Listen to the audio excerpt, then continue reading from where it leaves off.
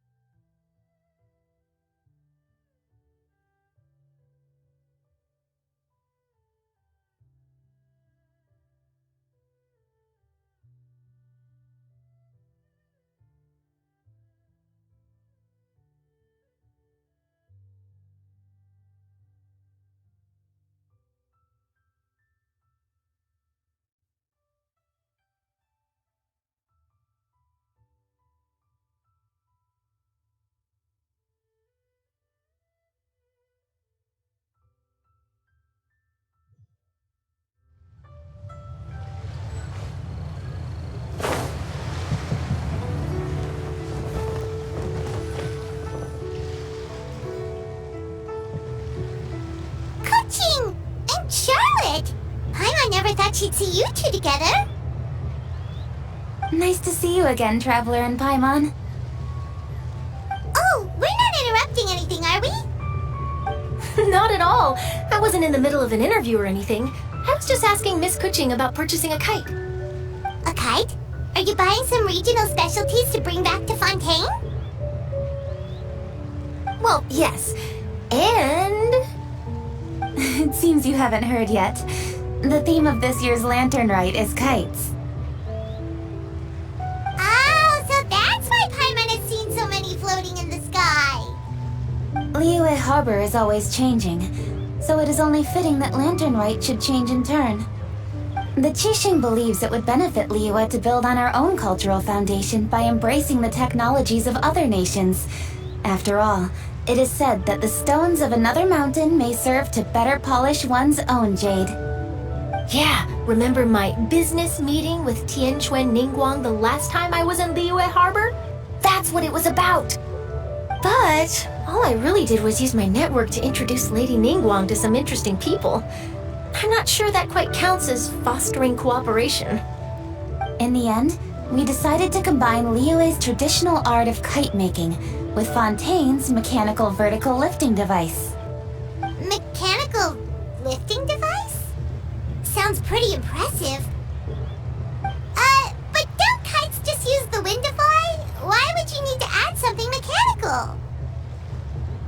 Well, you've actually just answered your own question, Paimon. How high and far a kite can fly depends as much on the weather conditions as on the skill of the person holding the string. But as soon as there's no wind, you can only flail about helplessly like a sweet flower medaka out of water. Experience doesn't matter at that point. Exactly. Liyue is now a nation ruled by humans after all. It's about time we had the power to make a kite fly, don't you think? Plus, the easier we can make it to enjoy, the more people will want to participate. Right? I also thought it was a novel idea. Plus, it shouldn't cost much to do. With Miss Charlotte's help, everything has gone smoothly. Our new mechanical kites are already available to purchase from a stall in the harbor. We're having trouble keeping up with demand. We also gave quite a bit of thought to the price. We didn't want it to be too much more expensive than a traditional kite. Cool! Turns out you two and Ningguang like playing with toys just as much as Paimon! Toys? They're not exactly toys. You see, Miss Kuching? That does seem to be everyone's first reaction. Although kites are one of our most time-honored cultural relics, outside of their use in certain ceremonies, I suppose they're considered playthings more than anything now. But to me, there's so much more than that. Think for a second about how remarkable it is that a flimsy paper kite attached to a string has the capacity to touch the sky. It is this slight piece of paper that also carries the weight of Liyue's cultural traditions. There's an old poem that goes, "O kite born of paper, flying true and sound, a lone traveler wanders, just waiting to be found."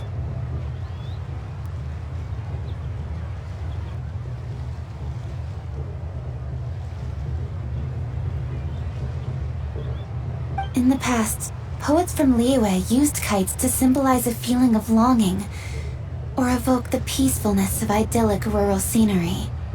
If the people of today can derive enjoyment from this activity, they will not only be more likely to better appreciate the tradition, but also to pass it down to the people of tomorrow.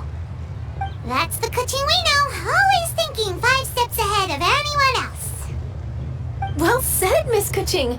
I've learned quite a bit myself. As long as you're willing to listen, I'm happy to share.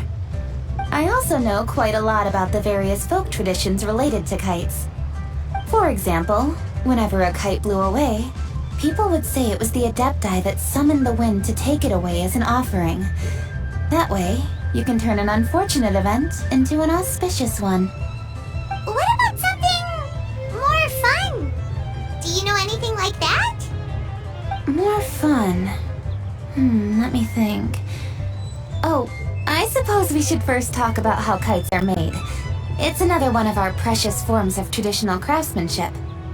My grandfather told me that, back when he was a boy, children learned the art of kite making step by step from their elders. First, you use the thin strips of bamboo to construct the frame. Then, you draw a design of your choice on a piece of paper, paste it onto the frame, and tie on the string. Then, you look towards the sky and release the kite to soar among the clouds. Some people write down certain names or desires on their kites, cut the string, and let them fly free. Others may place particular thoughts or meaning into the design itself. Are certain designs associated with certain meanings? I'm gonna jot all of this down. Well, for example, kites in the shape of a butterfly typically symbolize freedom, happiness, or the desire to break free. Fascinating. What else can you tell me? The scissor-tailed swallow is the most classic design. It symbolizes good fortune and joyful tidings.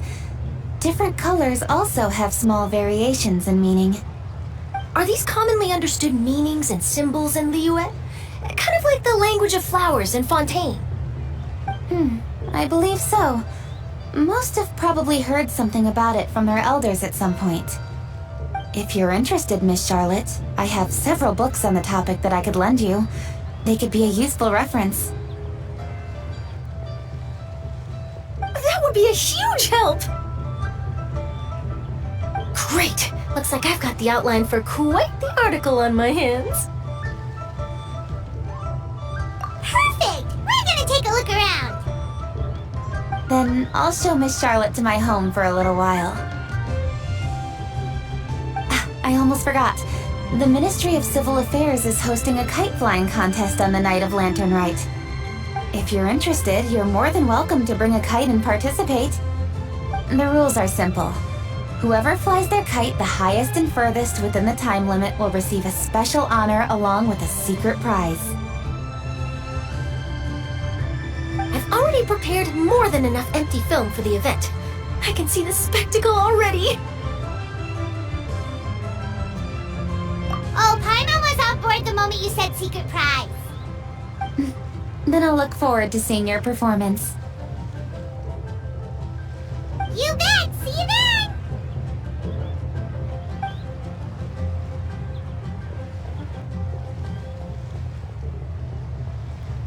Wait, Traveler?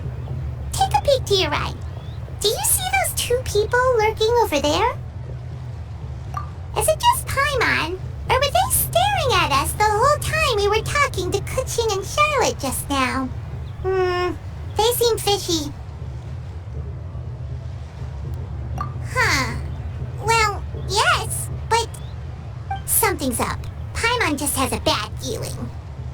Do you think they could be treasure hoarders? They always seem to be stirring up trouble during Lantern Rite. Oh, Paimon's sick of waiting around for something bad to happen. We should strike first, you know. Foil their plans before they even begin.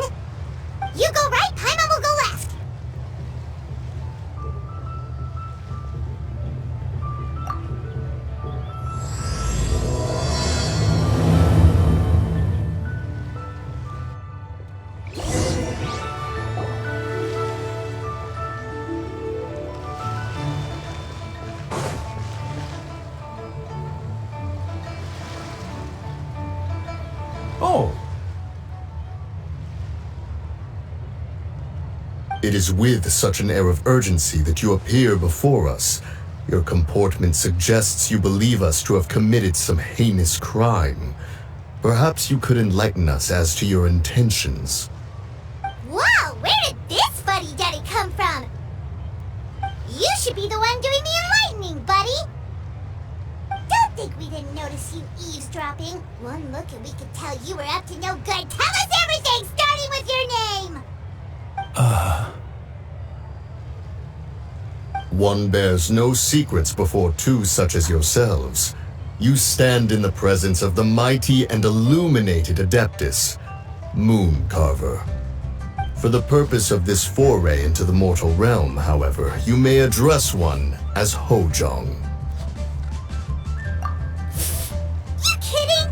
That deer's got his head stuck so far up in the clouds, there's no way he'd humble himself down here with the rest of us. You may want to hold your tongue, Paimon. Ha! Don't think that Paimon is gonna believe you just because you know her name. Let Paimon guess, you're supposed to be Mountain Shaper, right? Indeed. Mooncarver and myself have descended upon the mortal realm for a visit. The two of you may call me Jiahu. Huh. Looks like you did your research. But in our experience, the harder you try to lead us on, the more likely it is that we've got a big fish on our hands. We'll go straight to the Millilith and have you arrested for impersonating a Adepti. Preposterous! Utterly preposterous! Right. Tell us something that only an Adeptus would know. And it better not be some common knowledge that any person on the street could tell you. During the last lantern rite, we gathered at Mount Hulao with Rex Lapis and made use of Cloud Retainer's supreme cuisine machine to prepare bamboo shoot soup. Perhaps you have some recollection? The flavor of that soup was more than enough to whet one's appetite. As such, Cloud Retainer assented to my use of the device beyond that singular occasion, providing other recipes to boot. Since then, one has dabbled in the pleasures of the culinary arts whenever time allows. Dabbled? Upon one's last sojourn to your mountain, did you not immediately attempt to hide the device behind a chunk of amber as soon as one's presence was known? Did one not speak up on your behalf but a moment ago? This is how you choose to repay that kindness? One is simply trying to emphasize the veracity of our claim. That does not mean you should reveal personal matters so readily. They might think one bears no difference from Cloud Retainer. Forget it. One does not have the breath to waste on such petty trifles.